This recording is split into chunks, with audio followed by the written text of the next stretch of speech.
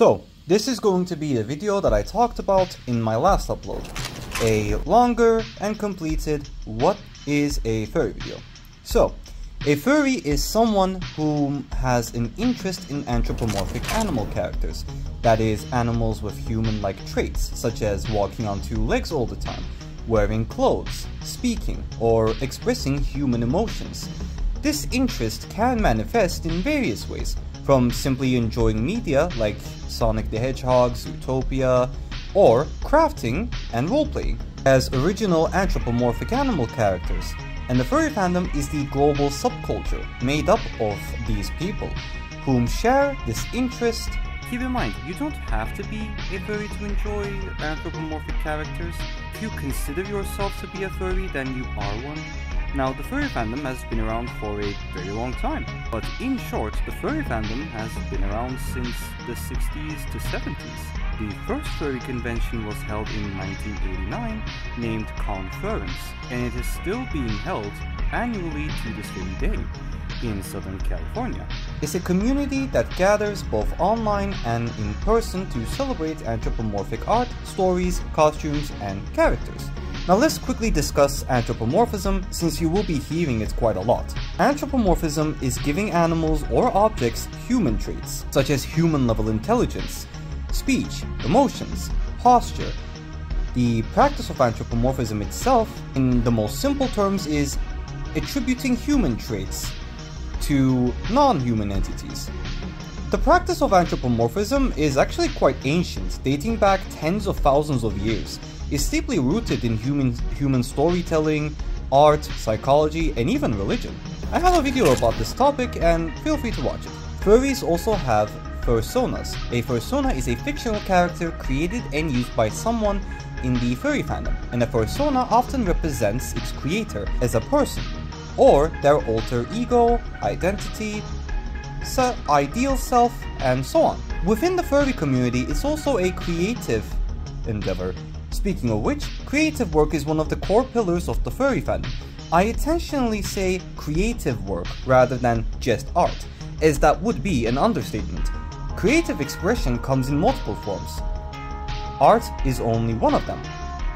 It also comes in the form of writing, fanfiction, original stories, world building, role-playing, as well as performance, such as fursuiting, dancing, and voice work, as well as crafting, such as making fursuits, badges, plushes, and other merchandise. Creativity is the lifeblood of the fandom. Nearly every furry creates, commissions, or appreciates the act of creation in some form. Speaking of which, let's talk about commissions. Number 1. Ref sheets. A ref sheet is very important because it helps the artist know what they are working with.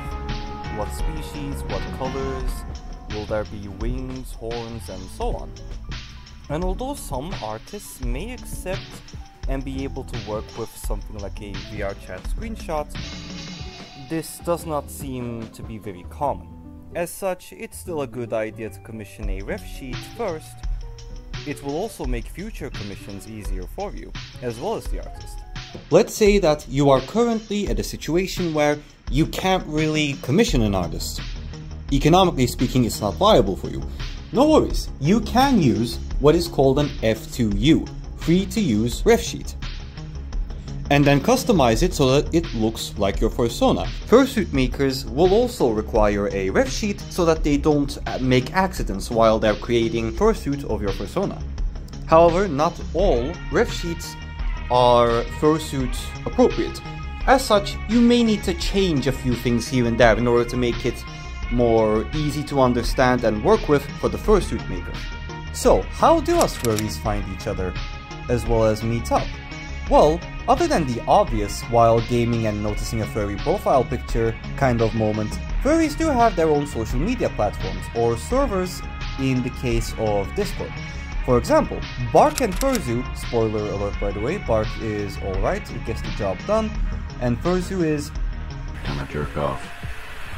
Fursuit.com, more like fursuit.com. I wish I had a partner for youth right now. Hey cat owners, why do your buttholes look like pepperoni? Hey girl, let me fertilize your mouth. I love greasy meat. People on this app are pretty nice so far, to be honest. Someone sit on my face. I need to play my saxophone more. Prostate, lol. Well, yeah. Furzu is just Furzu. This leads me to the next pillar of the furry fandom. Community and belonging. Conventions. In-person meetups like Anthrocon or Midwest Furfest or Confuzzled brings thousands together. Inclusivity. The fandom tends to be very welcoming, especially towards neurodivergent as well as LGBTQ+ individuals. And this is one of the biggest reasons why there are so many members of the two groups within the fandom. But obviously, this isn't a rule. You do have non-neurodivergent as well as straight people within the furry fandom. Number 3, support networks.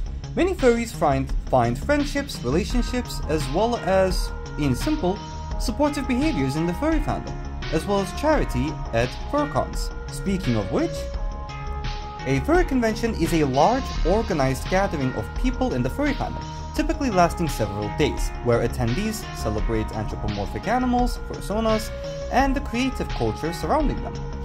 At these conventions, you will commonly find other furries with shared interests, group photo shoots, as well as themed meetups, such as species-specific. You can find dance competitions as well as parties, most likely an artist alley and a dealer's den, although some exceptions can happen.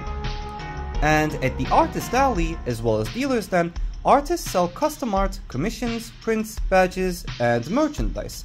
Crafters and vendors offer fursuit parts, accessories, pins, plushies, and many more, both safe for work and not safe for work. Many attendees will wear fursuits, but it's not a rule, and you can find plenty of furs that aren't wearing a fursuit. Speaking of which, let's discuss fursuits real quick. Now, when it comes to fursuits, the number one thing that you will need to understand is that fursuits are a luxury item, and not a necessity to being a furry. Now, fursuits are obviously very expensive, and as time has gone by, it has gotten more expensive than it used to be. And there are many factors as well as reasonings for this, which some people will not commission or buy a pre-made fursuit, even though they have the monetary background to do so, because, well, not everybody will be comfortable wearing what is essentially a piece of artwork that weighs about as much as a carpet does on your body. Like, yes, it's very cool, and when you have it, it's awesome, but it's not a necessity, as I said before. Some cons have fursuit parades and performance contests, and my favorite part of a furcon are the panels and the workshop. In these panels, you can engage in topics which include art, techniques, fursuit making, writing, LGBTQ+ topics, character creation, and more. They sometimes include guests from furry media as well, such as YouTubers or streamers and just content creators in general. Many cons raise money for animal shelters or LGBTQ+ organizations, and experiencing fandom culture, inside jokes like cheese grater, furry lingo, memes, and fandom history in short. It's a celebration of shared identity and creativity. Furcons are not limited to IRL though, thanks to VRChat. Now, a VRChat Furcon is a virtual furry convention held inside of VRChat, a free online social VR platform.